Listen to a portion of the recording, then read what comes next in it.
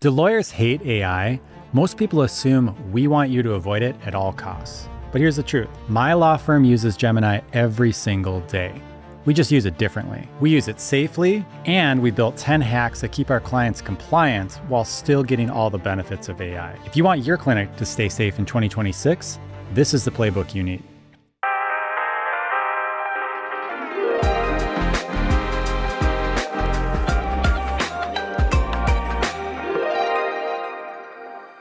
So let me start with a personal example. When we're using AI at Holt Law, and we were starting to do it in the beginning, we didn't have good protocols and rules around what to use and how to do it. And so staff members were being very entrepreneurial and trying out AI. But the issue, very similar to healthcare practitioners, is lawyers need to keep things confidential. So when you put information onto a public or free AI model, that information is then effectively being shared out with the world. My staff didn't know that. It's not like they were doing it on purpose, and they weren't, fortunately, doing it with any client files, but they could have. And we caught them early and just said, hey, we are only committing to our paid version, which is HIPAA compliant, because as a healthcare business law firm, we also need to be HIPAA compliant. Plus, we have all of the legal confidentiality rules as well. And so it's very similar for you as a medical professional. You have HIPAA. You have protected health information.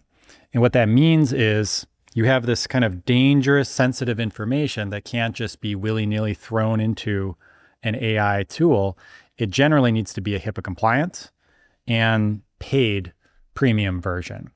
And so for us, for example, the paid version of Gemini currently is HIPAA compliant. It's very easy to set up. You do need to pay.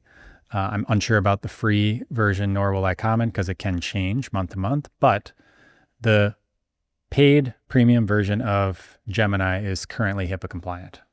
Now, another point to just utilizing AI in general is that the contracts written by AI may not be necessarily enforceable. And so what's important to do is that, again, use my prompts from the previous podcast episode, but also to, in a perfect world, get those reviewed by an attorney, and to make sure when your staff are using the prompts that it's actually has some sort of quality control. Because regulators are already reviewing AI use cases. They're already looking at when bots or AI agents or AI work makes its way out into the world and actually harms people, which does happen on occasion.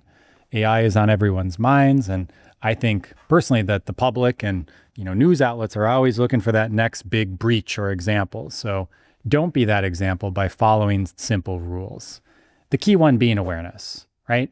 Most risks are invisible until too late. So how do you actually use AI safely? Let's look at the hacks that can keep you compliant. All right, so let's jump into the 10 hacks. We'll start with number 1. So we're going to remove identifiers before entering data. What I mean by that is it's not, David Holt, 37-year-old male with sleep apnea, into AI. It's actually just patient with sleep apnea, right? Removing identifying information, and the degree that you need to do that will depend on the scenario, but that absolutely needs to be done. I would do that in both free and paid versions, just because even if you're HIPAA compliant, why is it relevant to put the patient's name into AI? Hack number 2.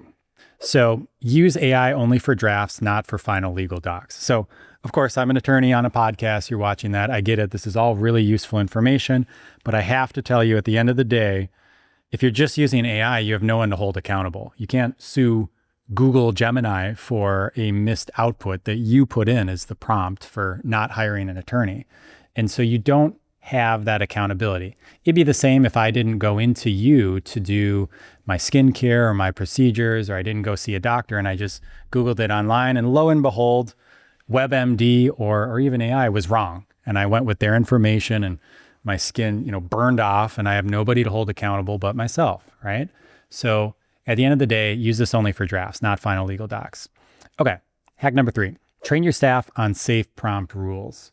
What I mean by that is similar to number 1, I want to make sure that the information that you're inserting into the AI engine is actually going to produce a proposal, a solution that's on track, rather than simply, uploading a bunch of information that doesn't need to be in there. Generally in healthcare, we're dealing with a minimum necessary to complete the task standard. And so although it's slightly different than what I was saying on my previous episode about having nice, good prompts, the actual data that you put in should just be the minimum necessary to complete the task. Number 4, and we did this at Holt Law too, it is always have written AI use policies. So tell your staff how and why to use them, just like you would for HIPAA, for OSHA, for how to answer the phones, how to take a prescription, how to run the front desk, how to do their job, right? We have standard operating protocols. The same is for AI. And then that can be revisited just with how quickly AI is going right now to add use cases, to remove things that aren't working well. But let's have a set of guardrails or guidelines at the beginning. Number 5, we're going to separate our AI output and review it by humans. So at the end of the day, very similar to legal advice, if it's assisted by AI, that's great. But at the end of the day, the lawyer is ultimately responsible for the outcome. And lawyers are humans as of today. And so what that means is that when the prompts actually come out and we got a solution, I need to put my stamp of approval on it as an attorney. Same would be true for you as a business owner, as would be a medical practitioner if you're trying to run and clean up a medical record of sorts. Ultimately, it needs to be reviewed by a human. 6, encrypt and limit access to AI data. Again, we're focused on a minimum necessary to do the job standard. And so password protection, number 1, no brainer, but also HIPAA compliant version of the AI tools and limiting access to the actual results. So healthcare providers under state and federal rules, we're only using the information minimally necessary to do the job. I wouldn't give access to my marketing staff on every little detail of my AI outputs for patient medical records. That's just unnecessary. But there might be some general components of the patients that I'm working with. Maybe I'm working with sleep apnea patients or I'm doing cosmetic surgery. There might be a redacted version that I give to the marketing team. So very different things.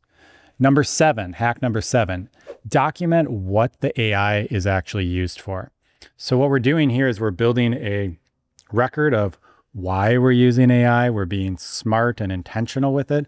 We're not just letting the machines take over, right? And so this goes back to the standard operating protocols is we're using AI, but intentionally. It's got a lot of sensation right now. It'll continue to have that. There's a big wave, but let's document what AI is used for, because on the legal side of things, this might come into play when, a patient or a lawyer is trying to sue us and say, hey, they just let AI go wild and here's all the bad things that it did.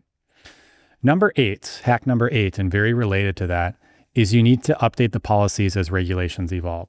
And I think we need to assume that AI is going to continue to stick around and evolve rapidly. So it's not unheard of, and it wouldn't be a bad policy to revisit on at least a quarterly basis. But to be honest, I would do it on a monthly basis, and we may get into unique times where it's even more frequent than that. And that's because the AI tools themselves are evolving, the use cases are evolving, and honestly, the amount of information and things that we are learning about AI is evolving as well. So your policies need to keep up. Number 9, use legal approved prompts for consistency. So there's a difference between legal advice and also what we're prompting the AI tool for. And small distinctions can get you into a lot of trouble. So if you have a lawyer on top of the prompts themselves, making sure that those prompts themselves are legally compliant, that in and of itself is a step on its own. So making sure that you actually use legal approved prompts for consistency. Slightly different than the legal advice itself, by the way. And finally, number 10, build an AI sandbox or workspace for the non-sensitive work. So if we're not dealing with PHI, we're not dealing with medical records, we're not dealing with anything that has to do with the patient data itself, maybe we're just trying to do a marketing social media posts generally about the type of patient that we're trying to serve. that is okay to live in its own separate workspace. Okay, that's fine. Now, we still need to check if that marketing is compliant. There are certain things that we can and can't say about our outcomes and whether we cure certain things in healthcare, but that can live in its own separate workspace or sandbox for non-sensitive work. And that may enable you to work a little bit quicker and without as many guardrails as some of the protected health information. Now, these hacks keep you safe, but the real power is how AI can fuel growth when used responsibly. AI isn't optional anymore, and the clinics that use it safely will win. They're going to win in the competitive landscape, and they're going to have a competitive advantage over those that don't and live a little bit more in fear. The good news is that when you use AI legally, compliant, you're going to be okay. And these legal hacks will protect your license while maximizing your productivity as a business owner. In 2026 and beyond, regulators are going to reward those who build the safe frameworks early, and they're going to punish those who haphazardly utilized AI. Those are going to be the use cases and the ones that end up with public disciplinary actions and potentially lawsuits. But safe use of AI means more time for growth and less risk of legal headaches. When used appropriately, it can be a compliance tool alongside a law firm or attorney that is actually helping implement policies and procedures and make those a little bit easier in terms of compliance. Things that used to take humans a long time to do, we can now speed up with the use of AI. The clinics that thrive in 2026 won't avoid AI. They'll master it safely. All right, so now you know how to use AI safely in 2026 and beyond. But here's the bigger picture. AI is a tool, not a replacement. In the next episode, we'll talk about why you are still your clinic's greatest asset, no matter how advanced AI becomes.